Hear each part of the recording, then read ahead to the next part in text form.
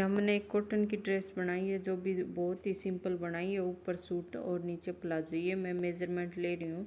अगर आपके पास नहीं है तो ये आप मेरे से अंदाज़ा लगा सकते हैं। ये 1 से 1.5 साल की लड़की के लिए है। 4 आराम मोल लेना है और चेस्ट लेनी है इसकी 8 नहीं 5 इंच तक, और फिर हम अपने हिसाब से 7 इंच तक हिप रख सकते हैं। और फिर ये मैंने सूट की कटिंग कर दी। ये ज़्यादा लॉन्ग नहीं है, शॉर्ट ही है क्योंकि बच्चा दुखी हो जाता है ज़्यादा लॉन्ग में। इसका मैंने चौरस नेक बनाया, आप अपने हिसाब से बना सकते हैं। मैंने 3 इंच तक डाउन किया है और 2.5 इंच तक इसकी चौड़ाई रखी है। ये मैंने सूट की जो है कटिंग कर दी है। ये मैंने बाजू के फ्रंट में लगाऊंगी ये वाली पट्टी जो मैंने रख दी। अब करते हैं हम प्लाजो की कटिंग। ये मेरे पास कपड़ा ज़्यादा नहीं था तो मैंने ये बहुत ही मुश्किल से प्लाजो कट किया है, क्योंकि यूरेब में कपड़ा ज़्यादा था। तो आपको भी ये ध्यान रखता है कि यूरेब में नहीं है, नहीं हो। आगे हम आसन कैसे लेते हैं, हिप का 4 हिस्सा करके और 1 इंच एक्स्ट्रा लेते हैं। और एक ये भी डाउट था भाई सबको कि आसन की चौड़ाई कितनी रखते हैं, वो हिप का हम 3 से भाग करके तीसरा हिस्सा लेते हैं। लेंथ में 1 इंच एक्स्ट्रा करना, ज़्यादा एक्स्ट्रा करने से फिर नीचे गीला होने के बाद ज़्यादा परेशानी आती, क्योंकि हमारा जो प्लाजो है हम ज़्यादा भी मोड़ सकते हैं। 3-4 इंच की मोरी भी जो हम रख सकते हैं, लेकिन बच्चे की थोड़ी हल्की फुल्की ड्रेस बनानी चाहिए। वो प्लाजो मैंने कट कर लिया है। अब मैंने कट की इसी कपड़े में से सूट की जो स्लीव में हमें 2 इंच तक डाउन करना है और 1 इंच तक सीधा आना है। ज़्यादा डाउन कर देंगे तो अलग से लगने लग जाएंगे और फिर आगे ये पट्टी लगा देंगे हम।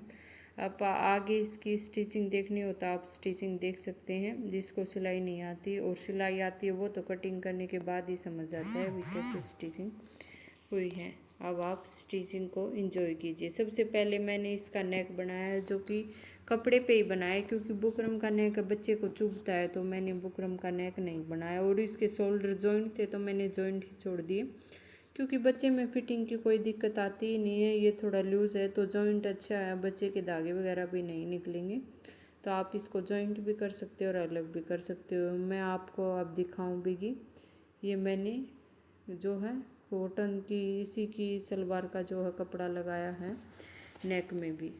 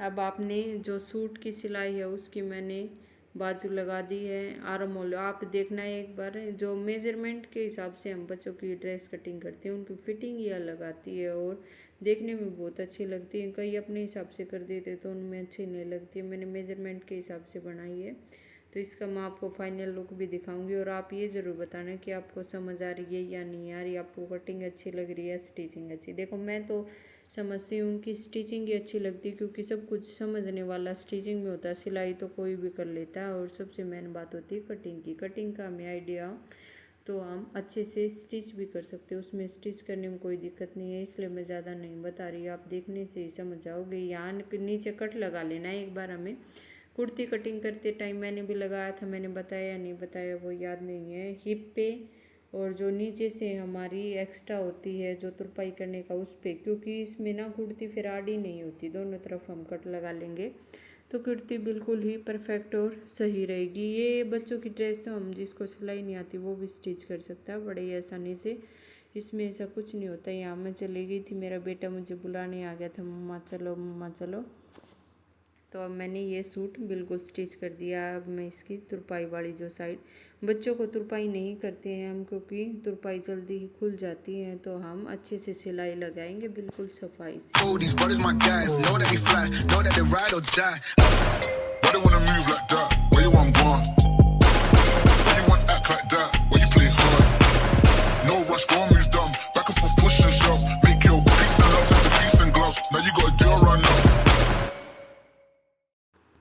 पूरी वीडियो देखने के बाद आपको ये ज़रूर बताना है कि आपको समझ आ रही है या नहीं आ रही है, आपको ये छोटी ड्रेस से ज़्यादा पसंद आ रही है या बड़ी ड्रेस से ज़्यादा पसंद आ रही है।